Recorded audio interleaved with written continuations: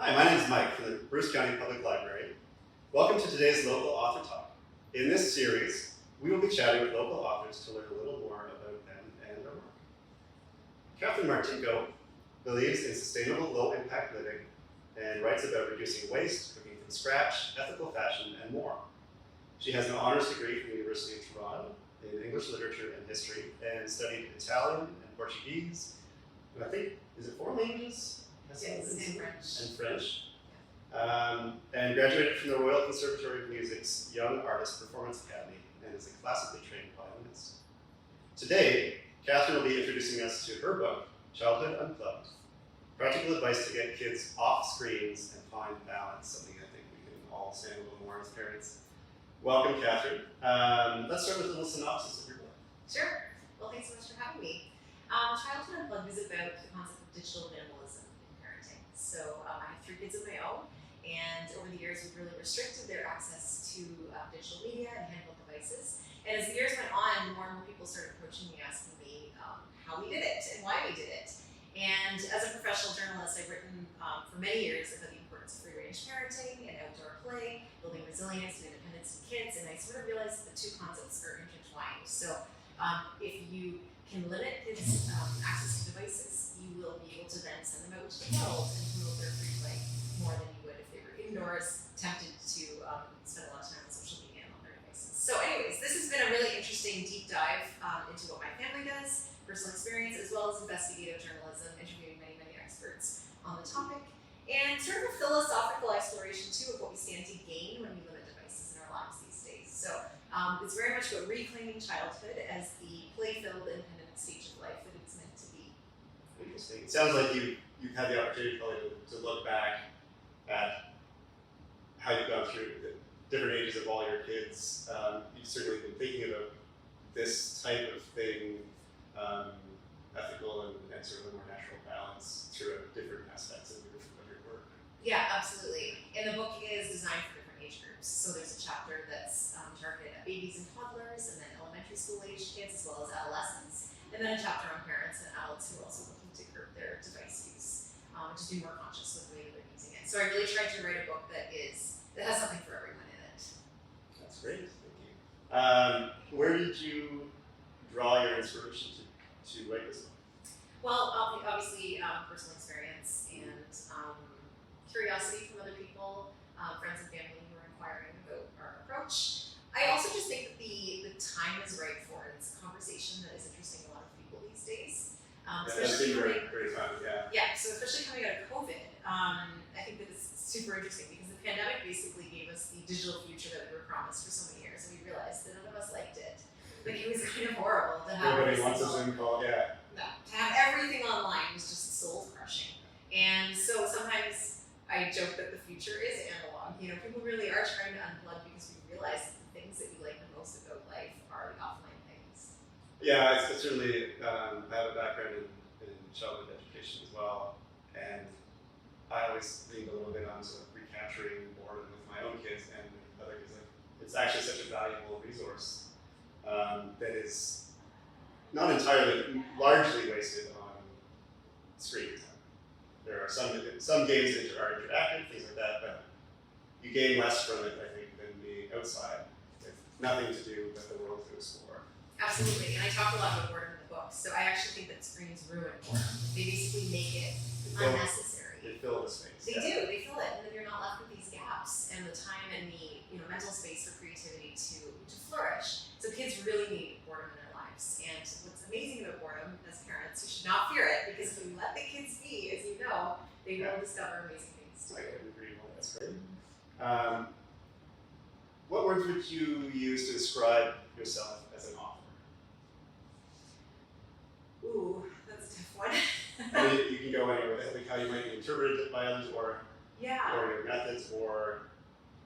Okay, well, I'm quite curious, and I think I'm curious about, this topic. I'm very comfortable to start questioning an idea and then to delve really deep into it, and I find that just if you keep asking questions, you'll always get amazing, you'll get really interesting places that you might not expect. I loved interviewing people. people. So I conducted dozens and dozens of interviews for this book of various experts, like psychologists and family doctors and therapists and other screen-free families and educators and whatnot. And just like asking them questions. People love to talk about their work. It was the easiest thing in the world to get people, even like some very big name people. You might have heard of Richard Loeb, who coined the term nature deficit disorder. He wrote Last Week in the Woods. Lenore Skenazy, who wrote Free Range Kids and heads up the Let Grow Foundation in New York City. Like all of these people I interviewed for my book, and they were just so excited to talk about their work and to share their mission with me. So curiosity for sure. I get very passionate. I think that probably helps if you're passionate about a topic and they're passionate about a topic. It's not like even a short conversation can easily stretch out. Like maybe you should just come down and we'll talk in person. Yeah, for sure. Interesting. That's great. What is the most challenging thing that you find about writing? Probably not having enough time in the day to do it. I know that sounds crazy, but I have 3 kids. They're all school aged. I also work a full-time job, and this was done on the side. This was not done for my job. So that was hard to put in like a 35-hour work week and then also have to write the book and be a parent and do all of the extracurriculars and everything else. So I have a very supportive husband, which is fantastic.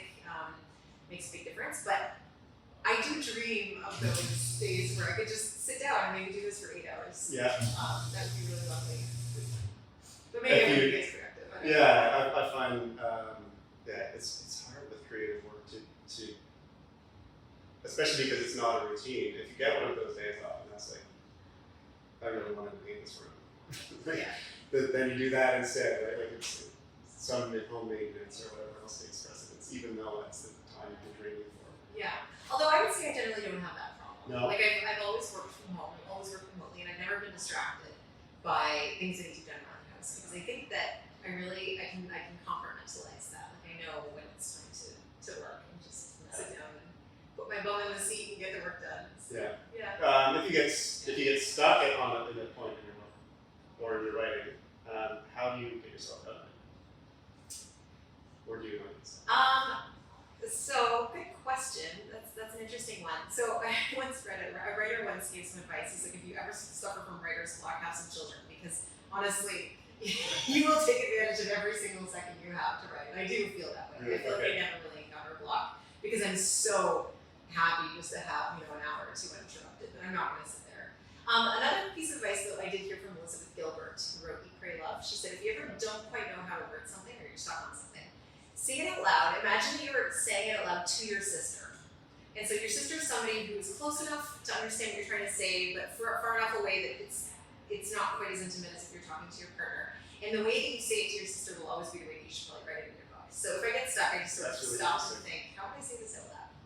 I also work with a research system that I learned from Ryan Holiday, who's quite a famous writer about Stoicism, sort of philosophy. And he uses index cards that he categorizes in a box, which are like a physical bit of research or a quote or an idea. And then I use his idea, I lay them out in a grid, and I'm constantly able to reference these cards. So if I ever just need a little tweak of inspiration, I can look at a card and instantly remember what direction I'm going in.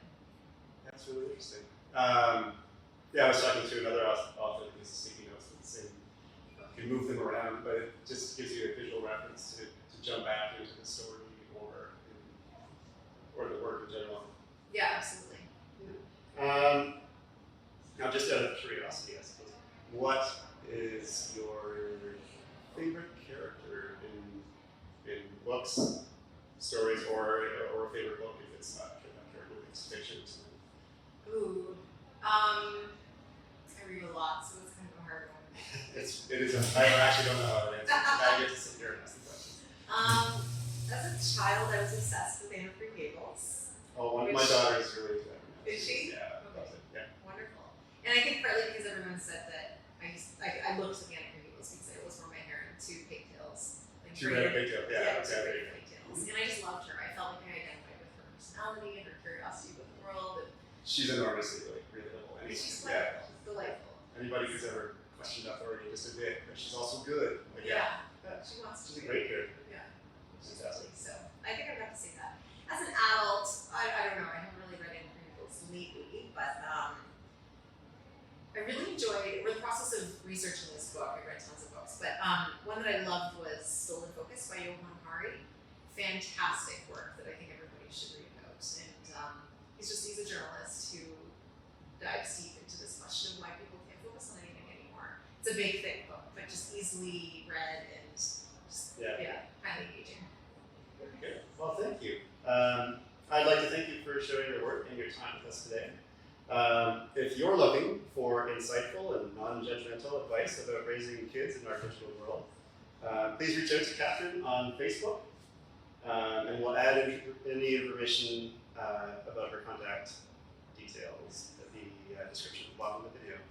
Can I also add, I write a Substack newsletter every single week that I encourage any readers to subscribe to. It's free, it goes right to your email inbox. It's called The Analog Family.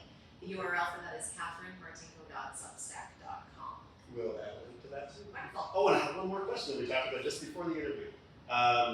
We were chatting and you mentioned that when the ebook, the audiobook came out for this, you had the opportunity to read. I did, yeah. So the publisher approached me and asked if I would be interested in recording the audiobook myself, and I said yes. So it was a 3-day ordeal. I went to an audio studio in the city and sat there for about, 4 or 5 hours at a time. There were frequent breaks. They actually told me to eat a lot of applesauce because applesauce soothes your vocal cords, as well as tea with honey, which makes sense. Right. But I had to buy these little, like the kiddie pouches of squeezy applesauce. I went through many of those over the course of the 3 days because they would just stop it and they'd say, take a hit of applesauce and then keep reading. But the mics were super sensitive. They would pick up even like gurgling noises in my stomach, and so we'd have to stop and redo that section. Every shuffle and twitch. Yeah, it was interesting.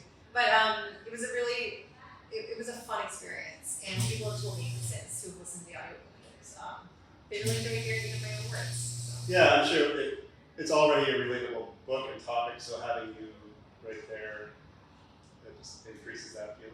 So that's fantastic. So. Yeah, congratulations. Right. Thanks again. Thank you. And we'll add those links to the bottom of the video.